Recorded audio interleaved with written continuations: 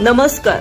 महाराष्ट्रातील सर्व जिल्ह्यातील ग्रामपंचायत पासून जिल्हा परिषदेच्या व महानगरपालिका पर्यंतच्या शेताच्या बांधापासून उद्योगाच्या उलाढालीपर्यंतच्या प्रत्येक बातमीचा आढावा सर्व जिल्ह्यासह छत्रपती संभाजीनगर जिल्ह्यातील फक्त सूर्य वार्ता न्यूज चॅनेलवर.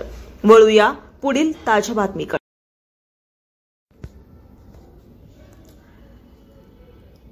गंगापूर येथील जिल्हा परिषद प्राथमिक शाळेत शिक्षकांच्या अभावामुळे विद्यार्थ्यांचे प्रचंड शैक्षणिक नुकसान होत असल्यानं संतप्त पालक आणि ग्रामस्थांनी पंचायत समिती गंगापूर येथे सकाळी 11 वाजता धडक देत पंचायत समिती कार्यालयात शाळा भरवली आहे. यावेळी जिल्हा परिषद सभापती तथा लासूर स्टेशन कृषी उत्पन्न बाजार समितीचे संचालक संतोष जाधव यांनी इशारा दिला की जर शाळेला तात्काळ शिक्षक न दिल्यास आम्ही विद्यार्थ्यांना जिल्हाधिकाऱ्यांच्या ताब्यात देऊ. निवेदनात नमूद करण्यात आलं आहे की शाळेत एकूण 155 विद्यार्थी असून 7 शिक्षक पदे मंजूर आहेत. मात्र सध्या फक्त 3च शिक्षक कार्यरत आहेत. बदलीनंतर एक शिक्षक जानेवारी 2025 पासून अनुपस्थित असून मुख्याध्यापक पदही रिक्त आहे. उपस्थित शिक्षक देखील आळीपाळीने रजा घेत असल्यामुळे विद्यार्थ्यांचं शैक्षणिक नुकसान मोठ्या प्रमाणात होत आहे. शालेय शिक्षण समितीने मागणी केली आहे की मुख्याध्यापक पद तात्काळ भरावे, अनुपस्थित शिक्षकांना कार्यमुक्त करावे, प्रतिनियुक्त शिक्षकाऐवजी कायमस्वरूपी शिक्षक नियुक्त करावेत. शिक्षण विस्तार अधिकाऱ्यांनी शाळेला प्रत्यक्ष भेट न देता अभिप्राय नोंदवल्यामुळे त्यांच्यावरही कारवाई करावी. या आंदोलनात शालेय शिक्षण समिती अध्यक्ष नामदेव मोरे, माजी सरपंच सुनील नरोडे, बाबासाहेब ठोकळ, नारायण शेळके, रामहरी नरोडे, ज्ञानेश्वर शेलार, बंडू गवारे, सोमीनाथ धणेधर, बाळू शेजवळ, अण्णाभाऊ नडोरे आदींसह मोठ्या संख्येने पालक आणि ग्रामस्थ उपस्थित होते.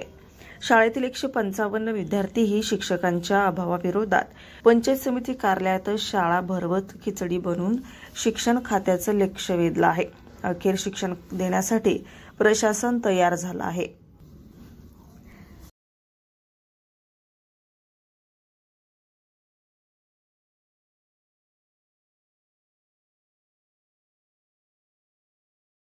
जिल्हा परिषद प्राथमिक शाळेतले सर्व विद्यार्थी गंगापूर पंचायत समिती कार्यालयामध्ये माननीय गट विकास अधिकारी, माननीय शिक्षणाधिकारी यांच्या दालनामध्ये सर्व वसू सायगावचे जवळपास 155 विद्यार्थी, त्या गावाचे आजी माजी सरपंच, उपसरपंच, सर्व शालेय व्यवस्थापन समितीचे अध्यक्ष उपाध्यक्ष यांच्या नियोजनामध्ये आज या ठिकाणी शिक्षकाच्या हक्काच्या मागणीसाठी पंचायत समिती कार्यालयामध्ये दाखल झाले. शैक्षणिक सत्र सुरू होऊन जवळपास 4 महिने उलटले आणि 7 शिक्षकाचे पद त्या ठिकाणी मंजूर असताना फक्त केवळ 4 महिन्यामध्ये 3 शिक्षकांनी आळीपाळीनं त्या ठिकाणी आपसातल्या समन्वयानं गैरहजर राहून त्या ठिकाणी शिक्षणापासून आमच्या सर्व विद्यार्थ्यांना वंचित ठेवलेले आहे. या ठिकाणी संपूर्ण महाराष्ट्रातील जिल्हा परिषद शाळा डबघाईस येत असताना सतर्क सुजान वसू सायगावच्या नागरिकांनी जिल्हा परिषदेच्या या सर्व शाळेतील पटसंख्या त्या ठिकाणी टिकवली आणि शाळेला मदत करण्याचा त्यांनी प्रयत्न केला. परंतु त्यांच्या दुर्दैवानं, त्यांच्या नशिबी या ठिकाणी शिक्षकांनी गैरहजर राहून शिक्षणापासून विद्यार्थ्यांना वंचित ठेवण्याचं काम केलं. आमची या निमित्ताने एकच मागणी आहे की या ठिकाणी ज्या 7 शिक्षकांनी शाळेवर विद्यार्थ्यांना न शिकवता पगार घेतला त्यांच्यावर निलंबनाची कारवाई करावी. त्याचप्रमाणे 7 शिक्षकाची नियमित आदेश देऊन आजपासून ती शाळा पूर्ववत करावी. जर या ठिकाणी दोषी शिक्षकावर निलंबनाची कारवाई करून 7 शिक्षक जर आम्हाला या ठिकाणी आत्ताच लगेच दिले नाही तर आम्ही सर्व वसू सायगावच्या जिल्हा परिषदेचे 155 विद्यार्थी माननीय जिल्हाधिकारी महोदय छत्रपती संभाजीनगर कार्यालयामध्ये त्यांच्याकडे रितसर त्या ठिकाणी त्यांच्याकडे पोहोचते करून त्यांच्या ताब्यात आम्ही सर्व विद्यार्थी देणार आहे.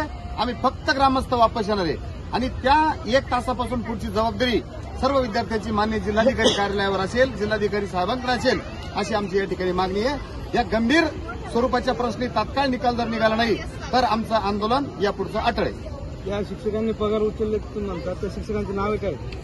7 शिक्षकापैकी त्यांची सर्व डिटेल्स शिक्षण विभागाकडून आम्हाला मिळालेली आहे.